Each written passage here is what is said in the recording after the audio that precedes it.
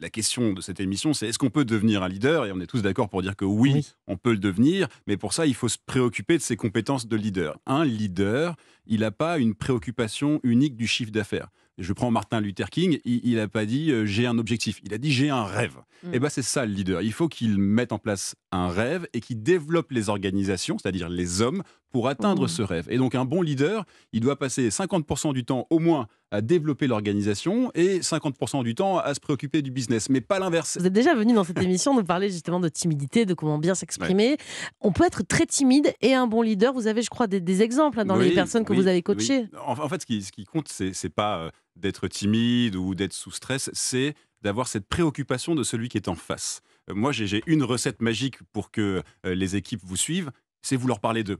On dit souvent, tu lui parles de lui, son œil lui, tu lui parles de toi, tout le monde s'en fout. Et donc, la préoccupation première, c'est pas qu'est-ce qu'ils vont penser de moi, parce que nous, les dirigeants qui viennent chez nous tous les jours, ils sont parfois animés de mauvaises idées. Ils sont très préoccupés par l'image qu'ils projettent. Et la vraie question, c'est comment je peux faire grandir les équipes et qu'est-ce qu'ils vont faire, qu'est-ce qu'ils vont devenir grâce à moi. Ça, c'est un leader, c'est celui qui change d'état d'esprit. Et donc, on en revient à votre conseil de tout à l'heure et à la question que je voulais vous poser. On ne peut pas être un bon leader si on ne pratique pas, justement, si on n'est pas un bon orateur. Bien sûr, ça c'est fondamental. On a, nous, vous le savez, mené des études auprès de milliers de salariés français.